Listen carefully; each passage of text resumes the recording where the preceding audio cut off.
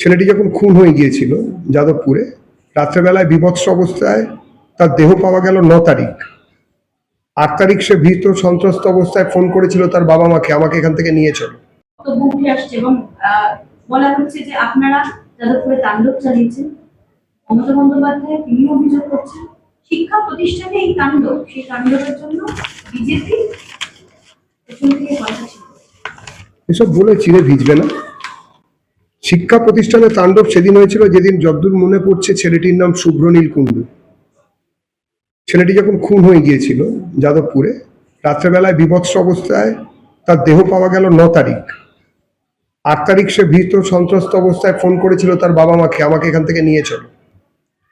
9 তারিখে তাকে গলায় কণ্ঠি রাখার জন্য তাকে বলা হয়, এটা সব মথুরা বৃন্দাবন বা নবদ্বীপ নয়, এখানেও সব রাখা যাবে না। কণ্ঠি খোলার সময় তার জামা কাপড় খুলে নেওয়া হয়।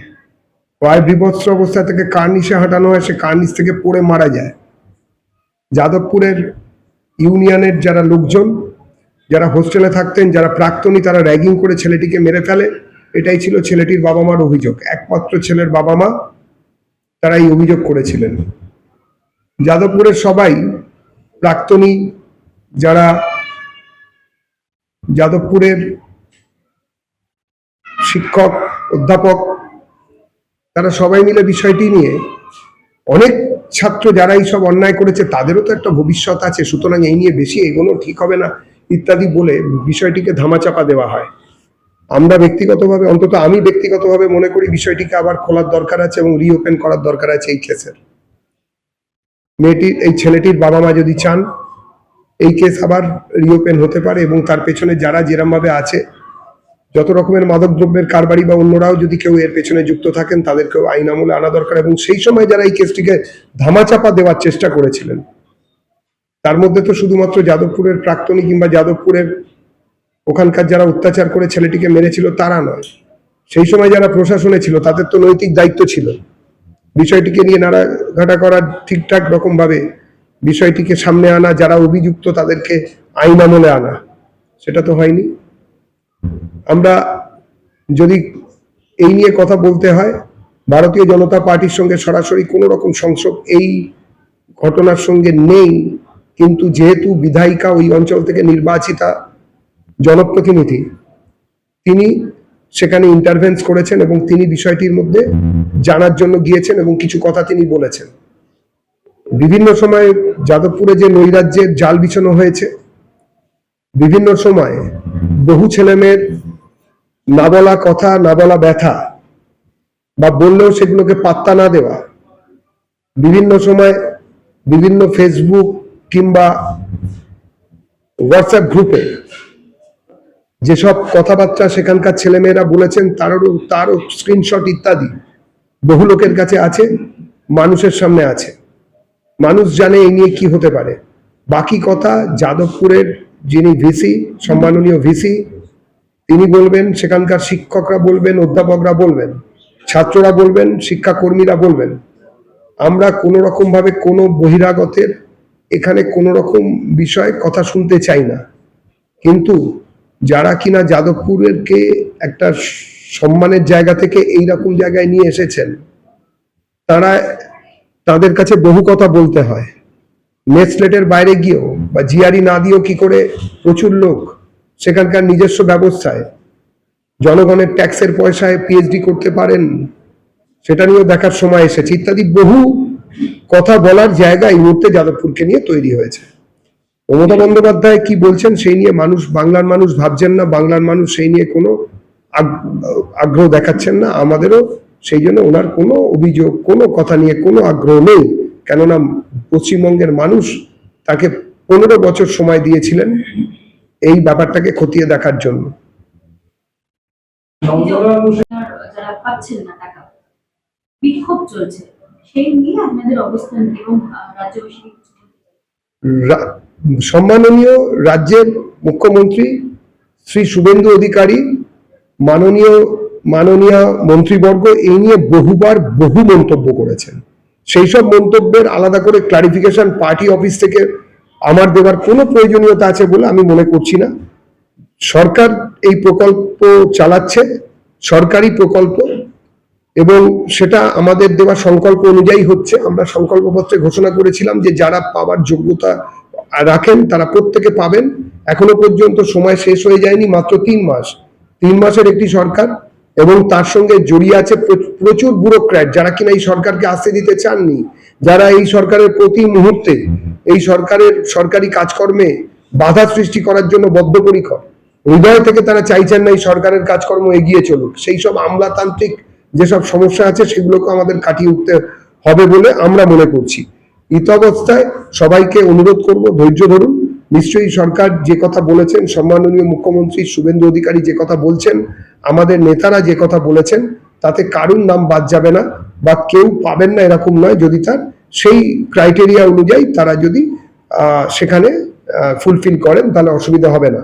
বাকি যে কথাগুলো বলা হয়েছিল যে আমাদের এছাড়াও মহিলাদের জন্য লাখপতি দিদি ইত্যাদি প্রভৃতি, এবং তার সঙ্গে বিভিন্ন রকম নতুন ব্যবসা তৈরির ক্ষেত্রে যেসব মহিলা স্টার্ট আপ ইত্যাদি, সেগুলোর দিকেও আমি অনুরোধ করব পশ্চিমবঙ্গের মহিলাদের নজর দিতে এবং বিভিন্নভাবে ব্যাংকগুলোতে পৌঁছতে বা ওই নোডাল এজেন্সিগুলোর সঙ্গে যোগাযোগ করতে, যাতে কিনা ব্যবসা বাণিজ্য করে স্বয়ং সম্পূর্ণ হওয়া যায়।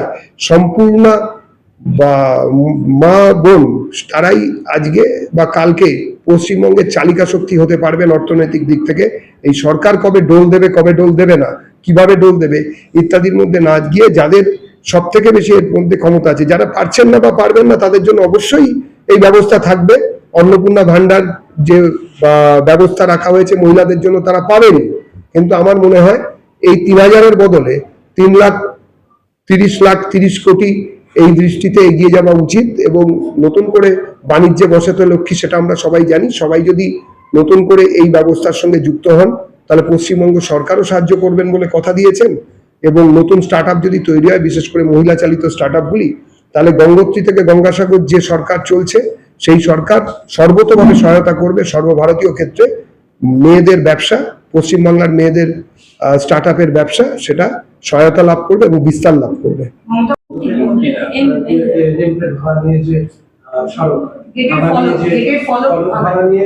প্রশ্নটা বলি, হ্যাঁ,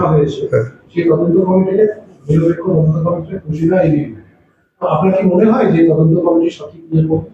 এই নিয়ে আমার কিছু বলার নেই। অখিল ভারতীয় বিদ্যার্থী পরিষদ কি বলেছেন সেটা অখিল ভারতীয় বিদ্যার্থী পরিষদের নেতৃত্ব বলবেন। ভারতীয় জনতা পার্টির অফিসিয়াল স্পোক্সপারসন হিসেবে আমি এই নিয়ে কোনো মন্তব্য করতে চাই না। যে কমিটি তদন্ত করছেন বা যারা করছেন তারাই নিয়ে বলবেন।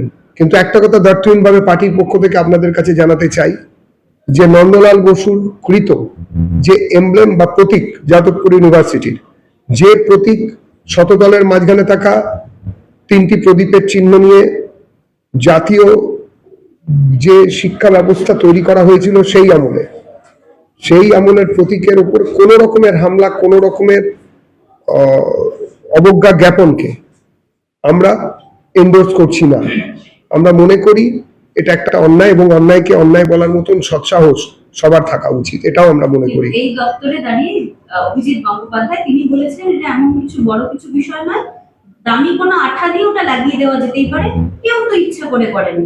দামি কোনো আঠা দিয়ে হয়তো লাগিয়ে দেওয়া যেতে পারে, প্রশ্নটা শুনিনি, কিন্তু জুতো পরে ওঠা সেই যে ছবি দেখা গিয়েছিল, সেটা পড়ুয়াদের যে অংশই করুন না কেন, সেই ছবিটা দেখে আপনার কেমন? ওনারা যে প্রেক্ষিতে কথাটা উনি বলেছেন, সম্মাননীয় প্রাক্তন বিচারপতি, সেই প্রেক্ষিত যদি এটা হয়ে থাকে যে দাম ইত্যাদি ভেঙে যাওয়ার পরবর্তীকালে সেটা রেস্টোরেশন ইত্যাদি, সেই প্রেক্ষিতে বলে হয়তো উনি ছিলেন। আমি ওনার কথার বক্তব্যের কি প্রেক্ষিতে বলেছেন প্রশ্ন বা উত্তর কোনোটাই আমি শুনিনি, আপনারা বলছেন তাই বলছি। কিন্তু আমরা মনে করি, আমি ব্যক্তিগতভাবে এবং আমি দলগতভাবে আমি এটা আপনাদের কাছে ব্যক্ত করছি যে কোনো রকম ভাবে এই ধরনের ঘটনা আমরা এন্ডোর্স করছি না। কিন্তু এটাও ঠিক যে একটা জিনিস আমরা বারবার দেখেছি অতীতকাল থেকে, যে বিভিন্ন সময়ে যারা যে জিনিসটির প্রতি বিশেষ শ্রদ্ধালু সেই জিনিসটাকেই তাদের সামনে এগিয়ে দেওয়া হয়েছে যাতে কিনা আক্রমণ করতে সুবিধা হয়।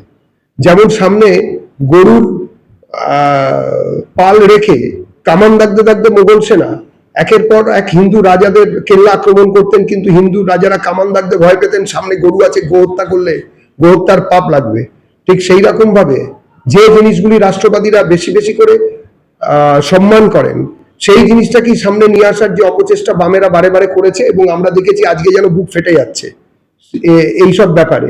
কিন্তু এতদিন ধরে এইসব এমব্লেম, শ্রী অরবিন্দ, জাতীয় শিক্ষা ব্যবস্থার প্রতি যে ব্যবস্থা, মানে চিন্তার জায়গা তৈরি করা, এমনকি জাতীয়তাবাদ, জাতীয়তা বোধ, যারা কিনা নিজেদের পার্টি অফিসে পতাকা তুলতে ভুলে গিয়েছিলেন, এই 2-3 বছর হলো তুলছেন, তা প্রথম পতাকাটা উল্টে তুলেছিলেন, যারা কিনা যাদের নেতারা কিনা চান্স পেয়ে দেখা এরম একটা কথা বলেন, কিন্তু সেখানে পড়ে পাশ করেন, মানে পিএইচডি করেন 20 বছর ধরে, এবং তারপরেও বিভিন্ন সময় যাদের নেতাদের, অন্য ক্ষেত্রের অন্য শেডের নেতাদের বলতে শোনা যায় ভারতের টুকরে হোঙ্গে ইনশাল্লাহ ইনশাল্লাহ, রিবিল্ড বাবরি ইত্যাদি হ্যাশট্যাগ যারা ইউজ করে দেওয়াল নোংরা করেন, তাদের মুখে আর যাই হোক এইসব নিয়ে কথা বলা মানায় না।